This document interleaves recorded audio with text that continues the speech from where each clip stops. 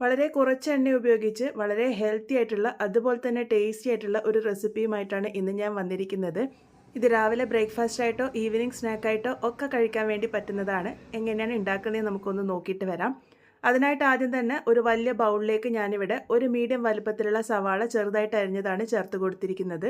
ഇതൊന്ന് കൈ ഉപയോഗിച്ച് ആദ്യം ഒന്ന് ഉടച്ചു കൊടുക്കാം. ആ ഒരു സവാളയൊക്കെ ഓരോന്നോരോന്നായിട്ട് വിട്ട് വരാൻ വേണ്ടിയിട്ടാണ് ഇതുപോലെ ചെയ്തിരിക്കുന്നത്.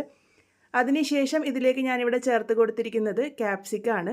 ഒരു മീഡിയം വലുപ്പത്തിലുള്ള ക്യാപ്സിക്കത്തിൻ്റെ പകുതി എടുത്തിട്ട് നമ്മൾ നേരത്തെ സവാള എങ്ങനെയാണോ അരിഞ്ഞത് അതേപോലെ തന്നെ അരിഞ്ഞെടുക്കുകയാണ് ചെയ്തിരിക്കുന്നത്. ഇതിൻ്റെ കൂടെ ഒരു ചെറിയ ക്യാരറ്റ് ചെറുതായിട്ട് ഗ്രേറ്റ് ചെയ്തിട്ടാണ് ചേർത്ത് കൊടുത്തിരിക്കുന്നത്. ഇനി ഇതിലേക്ക് ഞാനിവിടെ ചേർത്ത് കൊടുക്കുന്നത് ഒരു മീഡിയം വലുപ്പത്തിലുള്ള ഉരുളക്കിഴങ്ങ് ചെറുതായിട്ട് ഗ്രേറ്റ് ചെയ്തതാണ്. ഇത് വെള്ളത്തിലേക്ക് ഗ്രേറ്റ് ചെയ്തിടാൻ വേണ്ടി ശ്രദ്ധിക്കുക. അതിനുശേഷം 2-3 പ്രാവശ്യം നല്ലപോലെ കഴുകിയെടുത്ത് വെള്ളം മാറ്റിയെടുത്തിരിക്കുന്നതാണ്. ഇനി ഇതിലേക്ക് ആവശ്യമായിട്ടുള്ളത് മുട്ടയാണ്. ഞാനിവിടെ 2 മുട്ടയാണ് എടുത്തിരിക്കുന്നത്.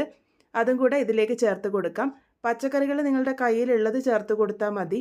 ഇനി ഇതിലേക്ക് നമുക്ക് ആവശ്യമായിട്ടുള്ളത് അവലാണ്. ഞാനിവിടെ 1/4 കപ്പ് അവലാണ് എടുത്തിരിക്കുന്നത്. അത് മിക്സറിൻ്റെ ചെറിയ ജാറിലിട്ടിട്ട് ആദ്യം നല്ല ഫൈനായിട്ടൊന്ന് പൊടിച്ചെടുക്കാം. അപ്പോൾ ഇതുപോലെ നല്ല ഫൈനായിട്ട് പൊടിച്ചെടുത്തിട്ടുണ്ട്. ഇതുപോലെ പൊടിച്ചെടുത്ത് വേണം നമ്മൾ ചേർത്ത് കൊടുക്കാൻ വേണ്ടിയിട്ട്.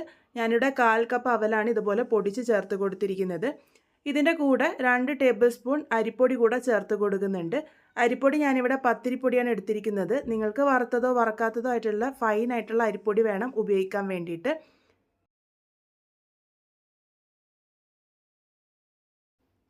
ഇനി ഇതിലേക്ക് മസാലയാണ് ചേർത്ത് കൊടുക്കുന്നത്. ഞാനിവിടെ എരിവിന് പാകത്തിന് 1.5 ടീസ്പൂൺ ചില്ലി ഫ്ലേക്സ് ആണ് ചേർത്ത് കൊടുത്തിരിക്കുന്നത്.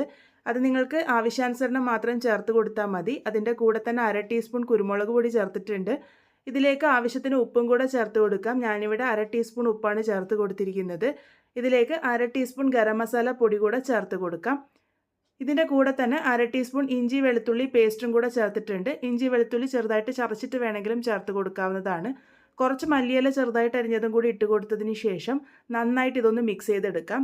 ഇതിലേക്ക് വെള്ളം ഒഴിക്കുന്നില്ല. ആ ഒരു മുട്ടയുടെ പറ്റിലാണ് നമ്മളിത് കുഴച്ചെടുക്കുന്നത്. അതുപോലെ തന്നെ ഉള്ളിയിൽ നിന്നും വെള്ളം ഇറങ്ങി വരും. ആ ഒരു രീതിക്ക് വേണം നമ്മളിത് കുഴച്ചെടുക്കാൻ വേണ്ടിയിട്ട്.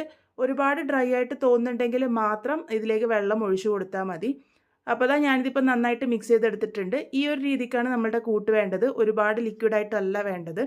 ഇനി ഇതൊരു 5 മിനിറ്റ് നേരത്തേക്ക് റെസ്റ്റ് ചെയ്യാൻ വേണ്ടി വയ്ക്കാം. ആ ഒരു സമയത്ത് ഞാനിവിടെ ഇതിനായിട്ടുള്ളൊരു സോസ് തയ്യാറാക്കി എടുക്കുന്നുണ്ട്. ഇത് കഴിക്കാൻ വേണ്ടിയിട്ട് പ്രത്യേകിച്ച് ഒന്നിൻ്റെ ആവശ്യമില്ല. ഈ ഒരു സോസ് തയ്യാറാക്കാനായിട്ട് ഞാനിവിടെ 1.5 ടേബിൾ സ്പൂൺ മയണൈസാണ് ഇപ്പോൾ ഇവിടെ എടുത്തിരിക്കുന്നത്. ഇതിലേക്ക് നമ്മൾ ഷേസ്വാൻ സോസാണ് ചേർത്ത് കൊടുക്കുന്നത്. ഷേസ്വാൻ സോസിന് പകരം റെഡ് ചില്ലി സോസ് വേണമെങ്കിലും ഉപയോഗിക്കാവുന്നതാണ്. അല്ലാന്നുണ്ടെങ്കിൽ ചില്ലി ഗാർലിക് സോസ് വേണമെങ്കിലും ഉപയോഗിക്കാവുന്നതാണ്. 1 ടീസ്പൂൺ ഷേസ്വാൻ സോസും 1 ടീസ്പൂൺ ടൊമാറ്റോ സോസുമാണ് ഞാനിവിടെ ഉപയോഗിച്ചിരിക്കുന്നത്. എല്ലാം കൂടെ നന്നായിട്ട് മിക്സ് ചെയ്തെടുക്കാം. ഇതാണ് ഞാനിപ്പോൾ ഇവിടെ ഡിപ്പായിട്ട് തയ്യാറാക്കി എടുത്തിരിക്കുന്നത്. മയോണൈസും ഷേസ്വാൻ സോസും ഒന്നും ഇല്ലെങ്കിൽ സാധാരണ നമ്മൾ ടൊമാറ്റോ സോസൊക്കെ വെച്ച് സെർവ് ചെയ്യാറില്ലേ, അതുപോലെ സെർവ് ചെയ്താലും മതിയാകും. അപ്പോൾ ഞാനിപ്പോൾ നമ്മളുടെ കൂട്ട് ഇവിടെ റെസ്റ്റ് ചെയ്യാൻ വേണ്ടി വെച്ചിട്ട് ഏകദേശം 5 മിനിറ്റോളം ആയിട്ടുണ്ട്. കൂട്ട് ഒന്ന് ചെറുതായിട്ട് കട്ടിയായിട്ട് വന്നതായിട്ട് തോന്നുന്നുണ്ടാകും. അത് ആ ഒരു അവിലൊക്കെ ഒന്ന് പൊങ്ങി വന്നതുകൊണ്ടാണ്. എന്നാൽ ഈ ഒരു രീതിക്കുള്ള കൂട്ട് തന്നെയാണ് വേണ്ടത്. ഒരുപാട് ഡ്രൈ ആയിട്ട് തോന്നുന്നുണ്ടെങ്കിൽ മാത്രം 1-2 ടേബിൾ സ്പൂൺ വെള്ളം ഒഴിച്ച് കൊടുക്കാവുന്നതാണ്. ഞാനിവിടെ വെള്ളമൊന്നും ചേർത്തിട്ടില്ല. ഇനി ഇത് തയ്യാറാക്കിയെടുക്കുന്നത് എങ്ങനെയാണെന്ന് നോക്കാം. അതിന് വേണ്ടിയിട്ട് ഇതുപോലത്തെ പാൻ എടുത്തിട്ടുണ്ട്. ചെറിയൊരു പാനാണ് ഞാൻ എടുത്തിരിക്കുന്നത്. അതിലേക്ക് കുറച്ച് എണ്ണ ഒന്ന് സ്പ്രെഡ് ചെയ്ത് കൊടുത്തതിന് ശേഷം നമ്മൾ തയ്യാറാക്കി വെച്ചിരിക്കുന്ന കൂട്ട് മുഴുവനായിട്ടും തന്നെ ആദ്യം ഇട്ട് കൊടുക്കാം. എന്നിട്ട് സ്പൂൺ ഉപയോഗിച്ച് നല്ല പോലെ തന്നെ ലെവൽ ചെയ്തെടുക്കാം. ഇത് അടുപ്പിൽ വെക്കുന്നതിന് മുന്നേ ഇങ്ങനെ ചെയ്തതിന് ശേഷമാണ് നമ്മൾ അടുപ്പിലേക്ക് വെച്ച് കൊടുക്കുന്നത്.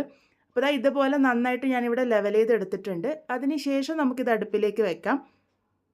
അടുപ്പിലേക്ക് വെച്ചതിന് ശേഷം ഏറ്റവും ലോ ഫ്ലെയിമിൽ വെച്ചിട്ട് വേണം ഇത് കുക്ക് ചെയ്തെടുക്കാൻ വേണ്ടിയിട്ട്.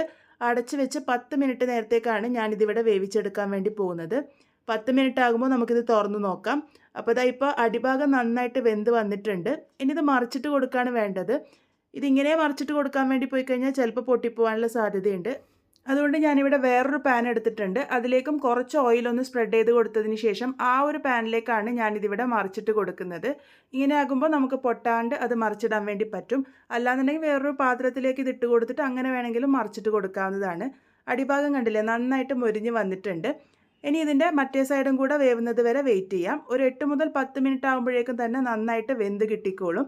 ഏറ്റവും ലോ ഫ്ലെയിമിൽ വെച്ചിട്ട് വേവിച്ചെടുക്കാൻ വേണ്ടിയിട്ട് മാത്രം ശ്രദ്ധിച്ചാൽ മതി. അല്ലാന്നുണ്ടെങ്കിൽ ചിലപ്പോൾ കരിഞ്ഞു പോകാനുള്ള സാധ്യതയൊക്കെ ഉണ്ട്. ഇതിപ്പോൾ പാകത്തിന് റെഡി ആയിട്ടുണ്ട്. ഇതിൻ്റെ മുകളിലേക്ക് ഞാനിപ്പോൾ ഇവിടെ കുറച്ച് പെരി പെരി മസാലയാണ് ഇട്ട് കൊടുക്കുന്നത്.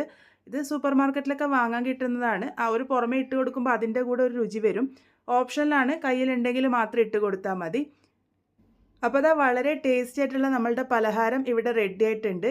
ശരിക്കും ഇതിൽ നിന്നും 1-2 കഷ്ണം കഴിച്ചു കഴിയുമ്പോഴേക്കും നമ്മളുടെ വയറ് നല്ല പോലെ തന്നെ നിറയും. രാവിലെ ബ്രേക്ക്ഫാസ്റ്റ് ആയിട്ടൊക്കെ ഉപയോഗിക്കാൻ വേണ്ടി പറ്റുന്നതാണ്. അതുപോലെ തന്നെ വെയിറ്റ് ലോസ് ഒക്കെ ചെയ്യാൻ വേണ്ടി ശ്രമിക്കുമ്പോൾ ആ ഒരു സമയത്തൊക്കെ കഴിക്കാൻ വേണ്ടി പറ്റുന്നതാണ്. അത്യാവശ്യം വെജിറ്റബിൾസും മുട്ടയൊക്കെ ഉള്ളത് കൊണ്ട് തന്നെ നമ്മളുടെ വയറ് പെട്ടെന്ന് നിറയുകയും ചെയ്യും. അങ്ങനെ ഒരുപാട് ഹെവി ആയിട്ട് തോന്നുകയില്ല. അപ്പോൾ എല്ലാവരും എന്തായാലും ട്രൈ ചെയ്ത് നോക്കൂ. ഇതിപ്പോൾ ഞാനിവിടെ സെർവ് ചെയ്തിരിക്കുന്നത് നേരത്തെ തയ്യാറാക്കിയിരിക്കുന്ന ആ ഒരു ഡിപ്പ് ഉപയോഗിച്ചാണ്. നിങ്ങൾക്ക് ടൊമാറ്റോ സോസ് വെച്ചിട്ടും ഇത് സെർവ് ചെയ്യാവുന്നതാണ്. ട്രൈ ചെയ്തതിന് ശേഷം ഫീഡ്ബാക്സ് ഒക്കെ പറയുക. വീണ്ടും ഒരു നല്ല റെസിപ്പിയുമായി കാണാം.